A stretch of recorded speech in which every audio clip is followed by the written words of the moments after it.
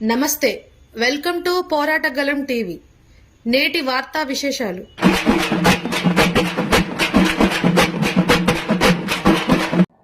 ఇది ఎవరిలో చేసిన పాపం కాదు, మనం చేసిన పాపం మనకే తగులుతుంది.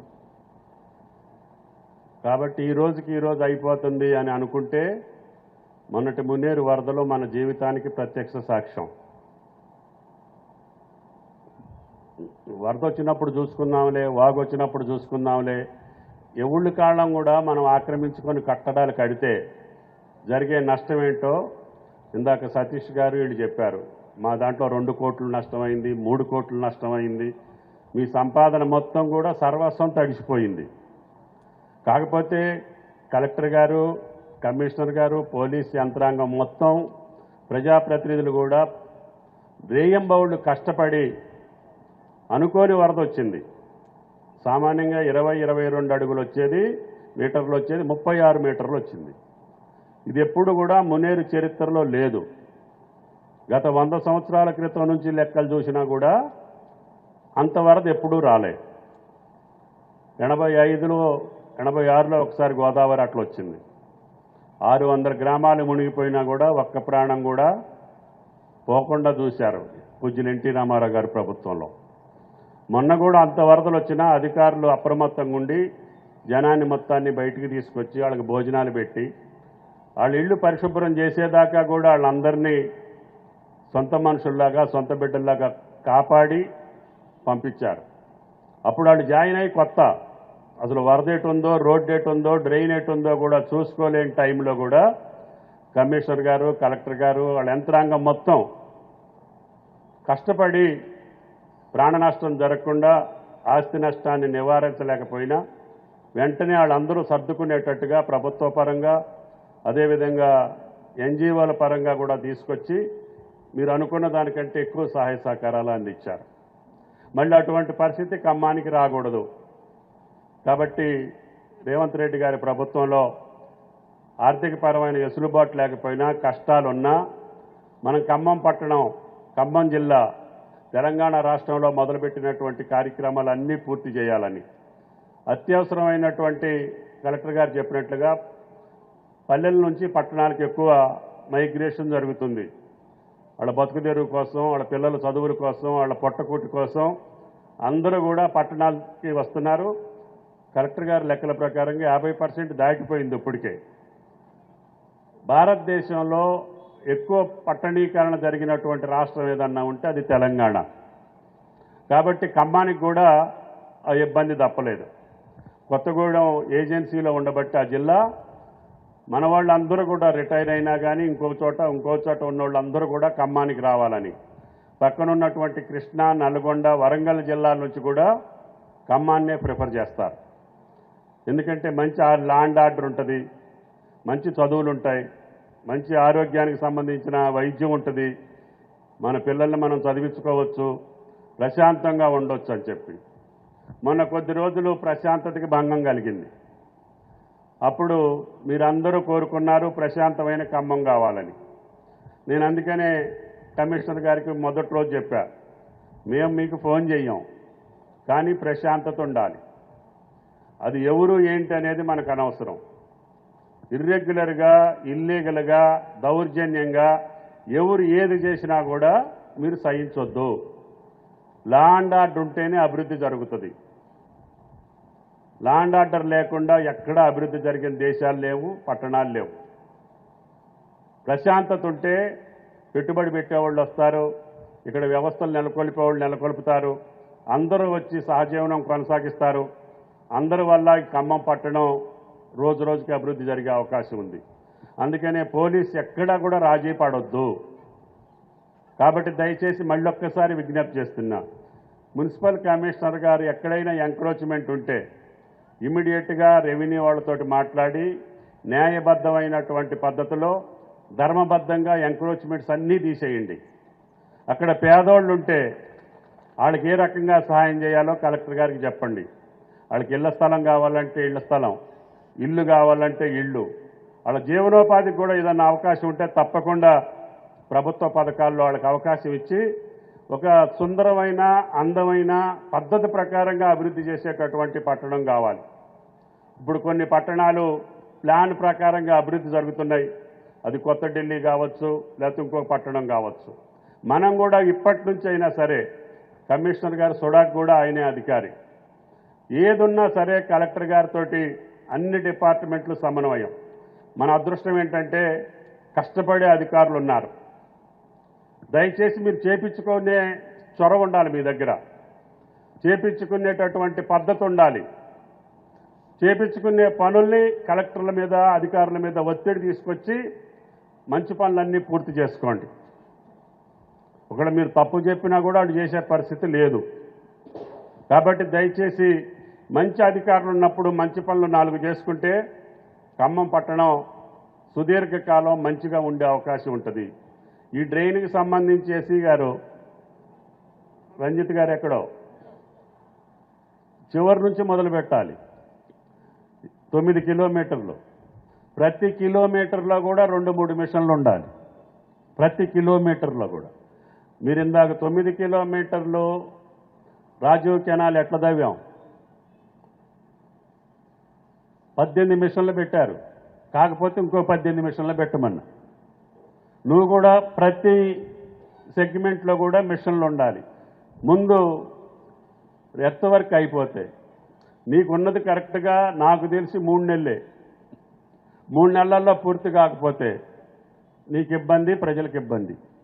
నీకు ఏ సహకారం కావాలన్నా రాష్ట్ర ప్రభుత్వం లేదన్నా ఉంటే ఇమ్మీడియట్గా కలెక్టర్ గారికి చెప్పండి.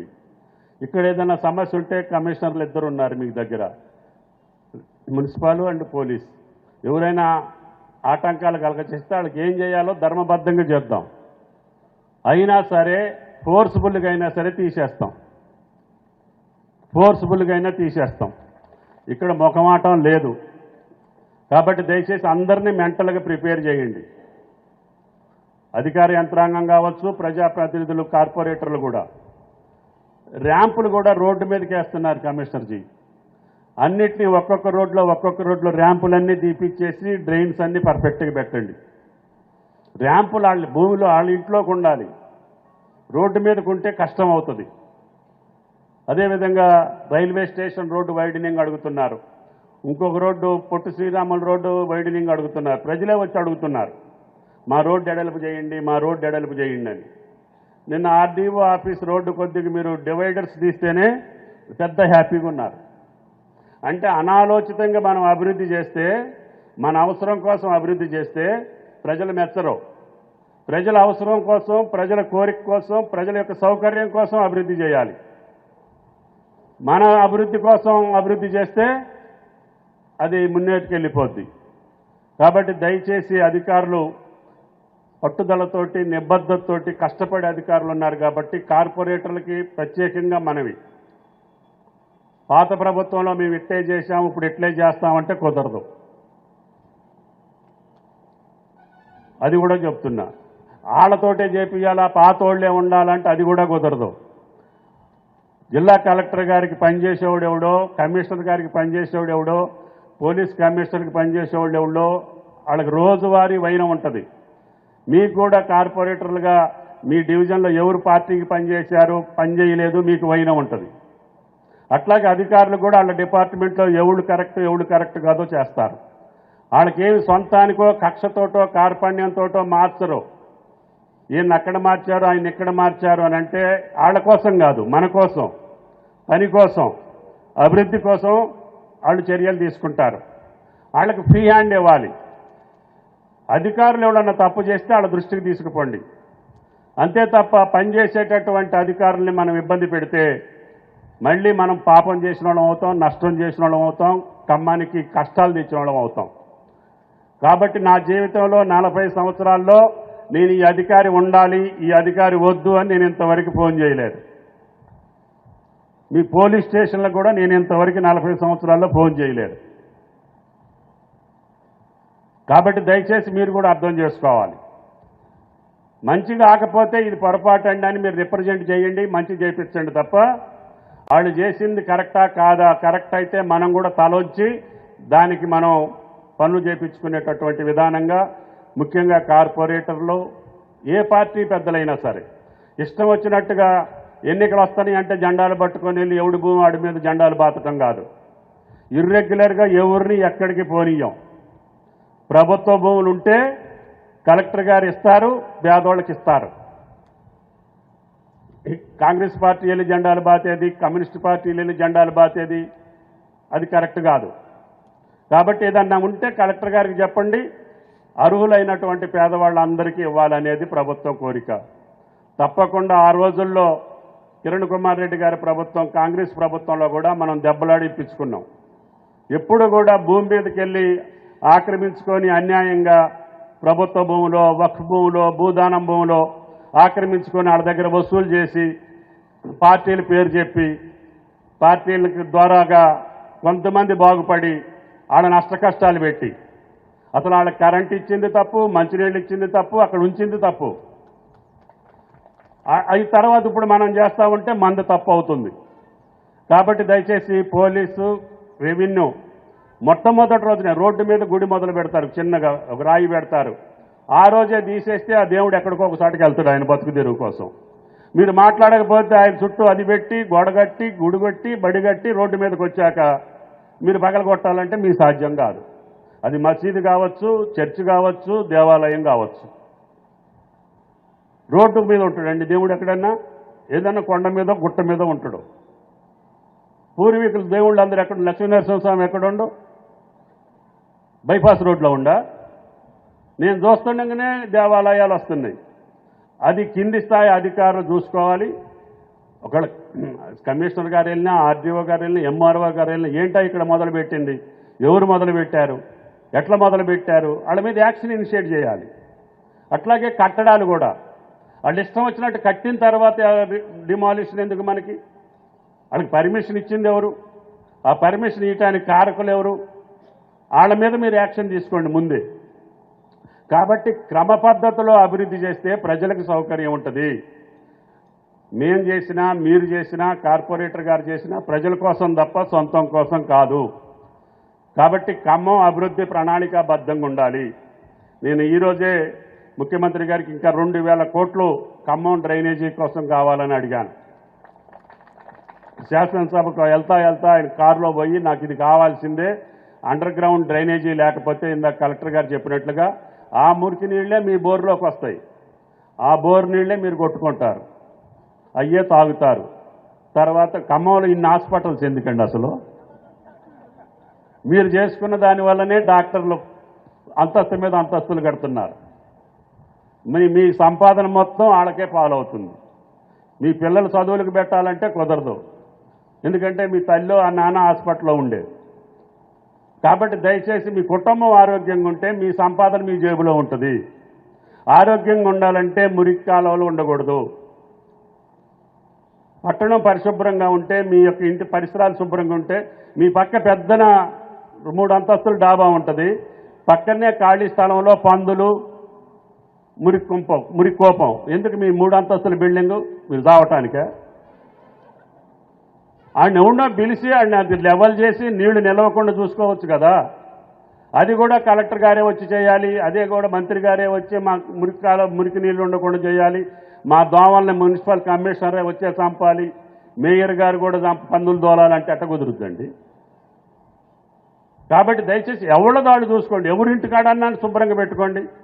ఇందాక పూణే వెళ్ళొచ్చారు. మనం కూడా తడి చెత్త వేరే పెట్టమన్నాం, పొడి చెత్త వేరే పెట్టమన్నాం. మున్సిపాలిటీ వాళ్ళు పాపం ఎవరన్నా తల్లి 2 పట్టుకొస్తే వీడు 2 కలిపి ఒకటే ట్రక్కులు వేసి పట్టుకెళ్తాడు. మరి అది పచ్చ బొట్ట ఎందుకు, నీలం బొట్ట ఎందుకు, అసలు బొట్టలు ఎందుకు? మీరు వెహికల్లో వేసేటప్పుడు మళ్ళీ 2 కలిపి వేసే కాడికి మేము సపరేట్ చేసేది ఎందుకు? అదే పచ్చి చెత్త అయితే తెల్లారిపాటికి దాన్ని ఎరువు చేయొచ్చు, పూల మొక్కలకు వేసుకోవచ్చు, కూరగాయల మొక్కలకు వేసుకోవచ్చు. ప్రతి డాబా మీద కూడా ఇవాళ కూరగాయలు పెంచుకునేటట్టుగా టెర్రస్ గార్డెన్ ఆడవాళ్ళందరూ కూడా ఇంటి మీదనే పెంచుకుంటున్నారు కూరగాయలు. అందరూ అలవాటు అవ్వాలి, మంచి ఆహారానికి అలవాటు అవ్వాలి. అమ్మేవాడు అంతా మందులు కొట్టే పట్టుకొస్తాడు, మురికి కాలువలతో నీళ్లతోటే పండించుకొస్తాడు. మీరు తినే తిండి మంచిది కాదు, మీరుండే స్థలం మంచిది కాదు. అందుకని నేను ఎప్పుడైనా ఊరు బయటే ఉంటుంటా. లేకపోతే మీరు వదిలిపెడితే ఇంటికి పోతాం, పొలంలోకి పోతాం. ఎందుకనంటే పరిశుభ్రంగా ఉండట్లేదు. ఎన్నిసార్లు చెప్పినా కూడా ఏదో మా కోసం చెప్పినట్టు అనుకుంటున్నారు. మా కోసం అక్కర్లా. మా నియోజకవర్గం పరిశుభ్రంగా ఉంది, మా జిల్లా మంచిగుంది, మా రాష్ట్రం మంచిగుంది, దేశంలో అందరూ చెప్పుకునేటట్టుగా ఉండాలి మన పదవి కానీ, మన క్రమశిక్షణ కానీ, మన పట్టణం కానీ. కాబట్టి దయచేసి ఈ పట్టణానికి ఎన్ని సౌకర్యాలు కావాలో అన్ని సౌకర్యాలు ముఖ్యమంత్రి గారి మీద దెబ్బలాడి ఈ జిల్లా అభివృద్ధి కోసం నాకున్న అవకాశాన్ని శ్రీరామచంద్రుడి దయ వల్ల 24 గంటలు కష్టపడి పనిచేస్తా. మీరందరూ సహకరించండి. మీటింగ్కి రమ్మంటే 4:30 అంటే 5ంటికి వస్తే మీతోటి ఎవళ్ళు వస్తారు? ఏది ప్రజలేరి? మీరు ప్రజలకు చేస్తామనే విశ్వాసం, నమ్మకం ఉండాలి నాయకుడి దగ్గర. ఆ నాయకుడు వస్తే మనకి పని జరుగుద్దనే నమ్మకం ఉంటే వస్తారు. లేకపోతే తొట్టికి మేకప్ చేసుకొని వస్తే ఉపయోగం ఏముంది? మీరు డివిజను బాగుపడదాయి, మీరు బాగుపడరు. కాబట్టి దయచేసి ప్రజాప్రతినిధులు కావాలనుకున్న వాళ్ళందరూ త్యాగం చేయాలి, కష్టపడాలి. చిత్తశుద్ధితో ఉంటే ప్రజలే మన ఆదరిస్తారు. కాబట్టి డబ్బులుంటే మీరు గెలవరు, పనిచేస్తే గెలుస్తారు. కాబట్టి దయచేసి రేపు కార్పొరేటర్లు కావాలన్నోళ్ళు కూడా ఈ రోజు నుంచే ఒళ్ళొంచండి. ఇప్పుడు ఉన్నోళ్ళు కూడా ఒళ్ళొంచకపోతే ఇంతే సంగతులు. ప్రజలు ఎవరు కావాలనుకుంటే వాళ్ళే ఉంటారు. కాబట్టి దయచేసి ఏ పదవి కూడా శాశ్వతం కాదు. ఉన్న 4 రోజులు, ఇప్పుడు కలెక్టర్ గారు సంవత్సరం అయింది, ఇంకో 2 సంవత్సరాలు అయితే ఆయన ఎక్కడేస్తారు? ఆయన ఎందుకు చేయాలి? ఆయన ఏం చేయకపోయినా ఆయన జీతం వస్తుంది. కానీ వాళ్ళు ఎందుకు కష్టపడుతున్నారో మీరు అర్థం చేసుకోవాలి. వాళ్ళ జీవితంలో వాళ్ళ తల్లిదండ్రుల దయ వల్ల, ఈ సమాజం వల్ల జిల్లా కలెక్టర్ అయ్యాననేటటువంటి దానికి అర్థం ఉండాలి. ఇన్ని లక్షల మందిలో, ఇన్ని కోట్ల మందిలో నాకు ఈ అవకాశం వచ్చింది, నేను ఈ రాష్ట్రం కోసం, ఈ ప్రజల కోసం కష్టపడాలనే తపనతోటి కష్టపడుతున్నారు. వాళ్ళ తపన్ని, వాళ్ళ యొక్క ఆలోచన విధానానికి అనుగుణంగా మనం సహకరిస్తే తొందరగా అయిపోతాయి. ఒక్కళ్ళం అడ్డం పడ్డా కూడా ఈ డ్రైన్ మొత్తం 9 కిలోమీటర్ల ఒక్కళ్ళు కోర్టుకు పోయినా కూడా కాదు. కాబట్టి మీరున్నటువంటి ప్రజాప్రతినిధులు కానీ అందరూ ఒప్పించి, గతంలో మొన్న వచ్చిన వరద ఎంతవరకైతే గతంలో పోయేదో అంత భూమిని తీసేసి చివరి నుంచి మొదలు దాకా డిపార్ట్మెంట్ని కలెక్టర్ గారు ప్రతి వారం మీరు రివ్యూ చేసి మున్సిపల్ కమిషనర్ని అడుక్కుంటూ తప్పకుండా వర్షాకాలానికి ముందే దీనికి ఒక రూపం తీసుకురాకపోతే చేసిన దానికంటే చేయింద మేలు. సగం చేస్తే మాత్రం ఇబ్బంది పడతాం. కాబట్టి రేయంబౌళ్ళు అయినా సరే, రంజిత్ గారు ఆ ఏజెన్సీ ఎవరో నాకు తెలియదు, రేయంబౌళ్ళు ఫ్లడ్ లైట్స్ పెట్టైనా సరే చేయాల్సిందే. కాబట్టి దయచేసి అది మనసులో పెట్టుకొని ఈ కార్యక్రమాన్ని పూర్తి చేస్తే, ఇది పూర్తి చేయగానే నీకు 2000 కోట్లకు తీసుకొస్తా ఖమ్మానికి. అది మీ ఇష్టం. ఈ 250 కోట్లే కాదు, 2500 కోట్లు తీసుకొస్తా. అది నీ పనితనం మీద ఉంటుంది. కాబట్టి దయచేసి కమిషనర్ గారు, కలెక్టర్ గారు సహకారం తీసుకొని, ప్రజాప్రతినిధులు సహకారం తీసుకొని, అందరూ పనిచేసే మనుషులు ఉన్నారు కాబట్టి ఈ పనులు పూర్తి చేస్తారనే విశ్వాసం, నమ్మకం ఉంది. అందరికీ నమస్కారం. Thank you. వ్యవసాయ మంత్రివర్యులు తుమ్మల నాగేశ్వరరావు గారికి, గవర్నీయులు కార్పొరేషన్ మేయర్ గారికి, గవర్నీయులు సహాధికారులు సిపి గారికి, కమిషనర్ గారికి, స్థానిక గవర్నీయులు కార్పొరేటర్లందరికీ, వేదిక పైన ఉన్న పెద్దలందరికీ, వేరోజింగ్ కార్పొరేషన్ చైర్పర్సన్ గారికి, సభలో ఉన్న పెద్దలందరికీ, ప్రెస్ మిత్రులందరికీ నమస్కారం. ఇప్పటి వరకు మాట్లాడిన వాళ్ళందరూ చాలా అంశాలు మనకి ఈ ప్రాజెక్ట్ గురించి చెప్పడం జరిగింది. ఒక 2 అంశాలు మనం కూడా ప్రపంచంలో వచ్చే మార్పుల గురించి కూడా మనం దృష్టి పెట్టే అవసరం ఉంది. ఉదాహరణకి మొట్టమొదటిసారి 2 సంవత్సరాల క్రితం మన దేశంలో పట్టణాల్లో ఉన్న జనాభా ఊర్లో ఉన్న జనాభాని దాటింది. మన రాష్ట్రంలో కూడా దాదాపు 43% జనాభా పట్టణాలకి వచ్చి, ఉద్యోగాలకైనా వేరే కారణాలకి పట్టణాల్లో వచ్చి వాళ్ళు నివసిస్తున్నారు. వివిధ కారణాల వల్ల మన పట్టణాల్లో అవసరం ఉన్న సౌకర్యాలు ముందు నుంచి, ఎందుకంటే మనది అన్ప్లాన్ డెవలప్మెంట్ అనేది ఉన్నటి వరకు ఉండింది. అన్ప్లాన్ డెవలప్మెంట్ వల్ల జనాభా ముందు పెరుగుతుంది, తర్వాత మనం వస్తువులు ఇవ్వడానికి పరిగెత్తునే పోతుంటాం. వాస్తవంగా మాట్లాడాలంటే అధికారులకైనా ప్రజాప్రతినిధులకైనా పట్టణాల్లో యంత్రాంగాన్ని నడిపించడం, పట్టణాల్లో అభివృద్ధి కల్పించడం అంటే చాలా కష్టం. ఎందుకంటే జనాభా చాలా ఉంటుంది. మనం ఎంత శ్రమపడినా వస్తువులు అనేవి తక్కువ ఉంటాయి ఇక్కడ ఉన్న జనాభాకి. ఉన్న యంత్రాంగాన్ని నడిపిస్తూ ముందుకు తీసుకెళ్లాలంటే అది చాలా కష్టమైన పని. అయినా ఖమ్మం కార్పొరేషన్ని ఇంత ముందు పెట్టిన మన గౌరవనీయ మంత్రి గారిని ముందుగా మెచ్చుకోవాలి. ఉన్న అధికారుల్ని, ఉన్న వస్తువుల్ని పూర్తిగా ఉపయోగిస్తూ పగలు రాత్రి ఇంత పెద్ద శాఖని నడిపిస్తూ కూడా శుభ్రత నడుస్తుందా లేదా, వీధి వీధికి బండ్లు వెళ్తున్నాయా లేదా, ప్రతి ఇంటికి నీళ్లు ఇవ్వగలుగుతున్నారా లేదా, యంత్రాంగం ఫీల్డ్ పైన కనిపిస్తుందా లేదా, ప్రజలకి ఎటువంటి కష్టం ఉన్నా తీర్చడానికి అధికారులు, ప్రజాప్రతినిధులు రంగంలో ఉన్నారా లేదా అని రోజు రోజుకి ఇంత పెద్ద శాఖ నడిపినా కానీ అడిగే మంత్రివర్యులు అటువంటి పనిని మనం ఎప్పటికీ కానీ మనం అభినందించాలి. థ్యాంక్స్ అనేది ఖచ్చితంగా చెప్పాలి. అది ఏదైనా కానివ్వండి, ఒకటి మనం గమనించాల్సింది, మనం అన్ప్లాన్ డెవలప్మెంట్ అని చెప్తూ పోయాం. నిజంగా ఒక ప్రభుత్వానికి, ఒక యంత్రాంగానికి పేరు వచ్చేది దూరదృష్టితో పనులు చేస్తే. అవును, పోయిన సంవత్సరం మనకి వరదలు వచ్చినప్పుడు పగలు రాత్రి మీరు, మేము, గౌరవనీయ మంత్రివర్యులు స్వయంగా పగలు రాత్రి ప్రజలు కాపాడడానికి మనం తిరిగాం. ఇంటింటికి వెళ్ళి వాళ్ళకి కావాల్సిన, వాళ్ళకి చేయగలిగినంత కష్టాన్ని మనం తీరుస్తూ పోయాం. కేవలం 2 రోజుల్లో నష్టపరిహారం కూడా వాళ్ళకి అందేలాగా మనం ప్రయత్నం చేస్తూ పోయాం. దాదాపు 90% మందికి 2 రోజుల్లో పడింది, కొందరికి అది 2 రోజులు దాటైనా పడింది. ఇంట్లో ఏమన్నా సరుకులు పోయినా మనం రీప్లేస్ చేయడానికి ట్రై చేస్తాం, ఉద్యోగాలు పోతే ఉద్యోగాలు మళ్ళీ అందించడానికి ట్రై చేస్తాం. అనేక రకాలుగా మనం తిరిగి మన ప్రజల్ని కాపాడడానికి మనం ప్రయత్నం చేస్తాం. ఎస్, మళ్ళీ వచ్చినా కానీ ప్రాణాలు పెట్టి మనం చేసే పని ఖచ్చితంగా చేస్తాం. కానీ దూరదృష్టి పెట్టి ప్రమాదం వచ్చే ముందు మన ప్రజల్ని కాపాడగలిగితే ఖచ్చితంగా మనం యంత్రాంగం అయినా ప్రభుత్వం అయినా పూర్తిగా స్వీకరించిన బాధ్యతని మనం పూర్తి చేసినట్టు అనుకోవచ్చు. అటువంటి కార్యక్రమంలో ఈ కార్యక్రమం ఒకటండి. ఇది కేవలం కల్వర్ట్ పెట్టి ఎస్కేప్ పెట్టి వరదలు వచ్చిన తర్వాత తట్టుకోవడం కాదు, వరదలు ప్రభావాన్ని తగ్గించడానికి పెట్టుకున్న ఒక కార్యక్రమం. మన ప్రజల్ని కాపాడడానికి, వచ్చే వరదలు ఎప్పుడు వచ్చినా కానీ 50 సంవత్సరాల వరకు కాపాడడానికి ఇటువంటి ప్రయత్నాలు చాలా అవసరం. రెండో రకంగా ఆఖరిగా అండి, ఈ యూజీడీ గురించి ఒక 2 అంశాలు అనాలి అందరికీ. ఎందుకంటే ఎంసీ గారు అన్నట్టు చాలా వరకు పెద్ద పట్టణాల్లో వచ్చాయి అని చెప్తున్నారు, కానీ అవి అతిపెద్ద పట్టణాలు, బాంబే లాంటి పట్టణాలు, ఢిల్లీ లాంటి పట్టణాలు, పూర్తిగా వస్తువులు ఉన్న పట్టణాలు. మన సైజు పట్టణానికి యూజీడీ తెచ్చారంటే మంత్రి గారు ఉన్నారు కాబట్టి ఇక్కడ యూజీడీ అనేది వచ్చిందండి. ఈ యూజీడీ కనిపించడానికి పైపులు, ఇన్స్పెక్షన్ చేంబర్లు ఇవన్నీ కనిపిస్తాయి, కానీ కనిపించేది యూజీడీ, కనిపియంది ఆరిన మోరి వారి రాని రోగాలు, ఆరిన మోరి వల్ల రాని మనకు హాస్పిటల్ బిల్లు ఖర్చులు, మన పిల్లలు ఆరోగ్యాలు కాపాడుకొని పెట్టుకుంటున్నాం, మన మహిళల ఆరోగ్యం కాపాడుకొని పెట్టుకుంటున్నాం.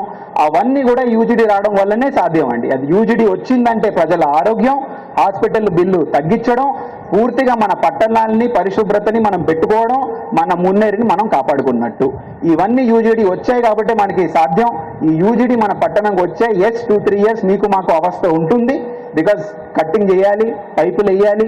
కానీ 3 సంవత్సరాలు, 2-3 సంవత్సరాలు, అది కూడా మంత్రి గారి స్వభావాన్ని తెలుసుకొని 3 సంవత్సరాలు కూడా 1 సంవత్సరంలో పూర్తి చేయమని ఖచ్చితంగా ఆదేశాలు మంత్రి గారు ఇవ్వబోతున్నారు. కానీ కొంత కష్టం వచ్చినా తరతరాలుగా మన ఖమ్మం పట్టణంలో ఉండే ప్రతి నివాసిని కాపాడడానికి ఈ ప్రోగ్రాం చాలా ఇంపార్టెంట్ అండి. అటువంటి కార్యక్రమాన్ని ఈరోజు మొదలు పెట్టుకుంటున్నాం. నిజంగా ఈ కార్యక్రమం ఒక ఫోటో తీసుకొని నేను ఒక ఇంట్లో పెట్టుకోవాలి. ఈరోజు మొదలు పెట్టాం. ఈ కార్యక్రమాన్ని మనం పూర్తి చేసుకొని మన ప్రజలందరినీ మనం కాపాడుకుంటూ, వాళ్ళ ఆరోగ్యాన్ని కాపాడుకుంటూ, మన పట్టణ అభివృద్ధిని నిరంతరంగా ముందు తీసుకెళ్తామనే మాట ఇచ్చుకుంటూ ఈ అవకాశం ఇచ్చిన గౌరవనీయ మంత్రి గారికి, సభలో ఉన్న పెద్దలందరికీ, వేదిక పైన ఉన్న పెద్దలందరికీ ధన్యవాదం అండి.